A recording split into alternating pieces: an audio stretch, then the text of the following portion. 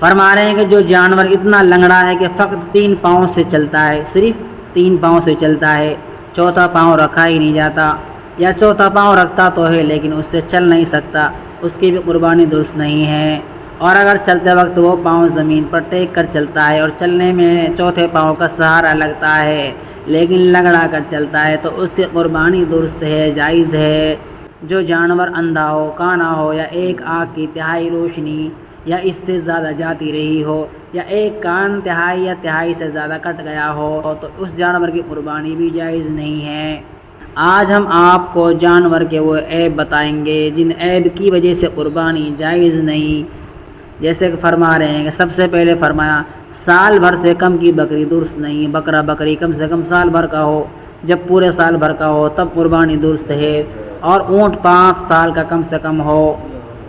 5 سال سے کم کا اونٹ بھی جائز نہیں ہے۔ جو جانور اندھا ہو، کانا ہو، یا ایک آنکھ کی تہائی روشنی یا اس سے زیادہ جاتی رہی ہو، یا ایک کان تہائی یا تہائی سے زیادہ کٹ گیا ہو تو اس جانور کی قربانی بھی جائز نہیں ہے۔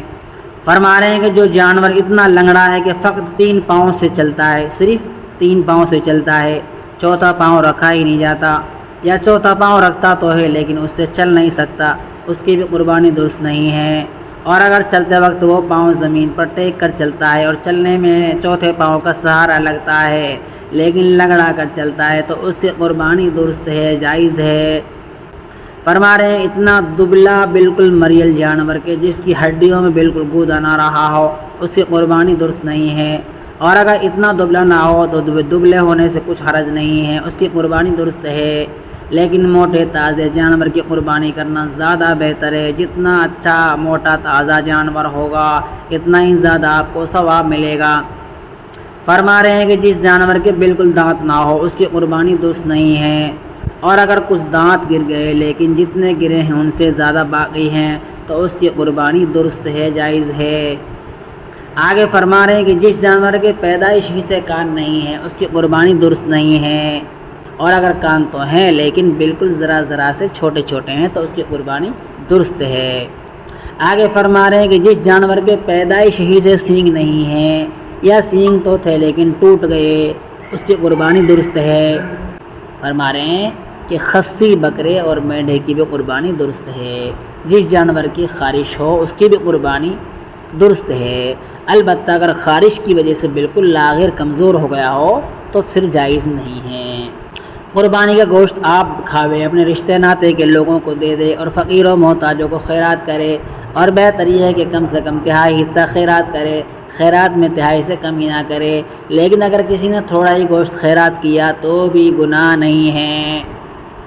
اب قربانی کی کھال کا کیا ہوگا؟ فرما رہے قربانی کی کھال یا تو یوں ہی خیرات کر دے، اور یا بیچ کر اس کی قیمت خیرات کر دے، وہ قیمت ایسے لوگوں کو دے جن کو زکوٰۃ کا پیسہ دینا درست ہے۔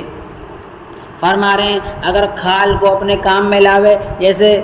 کوئی اس کی ڈول وغیرہ جا نماز وغیرہ بنوا لی، یہ بھی جائز ہے۔ آگے فرما رہے ہیں کچھ گوشت یا چربی یا چھچڑے قصائی کو مزدوری میں نہ دیوے، بلکہ مزدوری قصائی کو اپنے پاس سے الگ سے دیوے۔ قربانی کی رسی، جھول وغیرہ سب چیزیں خیرات کر دے، سب چیزیں خیرات کر دے، رسی وغیرہ وہ بھی خیرات کر دے۔ آگے فرما رہے ہیں کسی پر قربانی واجب نہیں تھی لیکن اس نے قربانی کی نیت سے جانور خرید لیا تو اب اس جانور کی قربانی واجب ہو گئی۔ آگے فرما رہے ہیں کسی پر قربانی واجب تھی لیکن قربانی کے 3 دن گزر گئے اور اس نے قربانی نہیں کی تو ایک بکری یا بھیڑ کی قیمت خیرات کر دے وے۔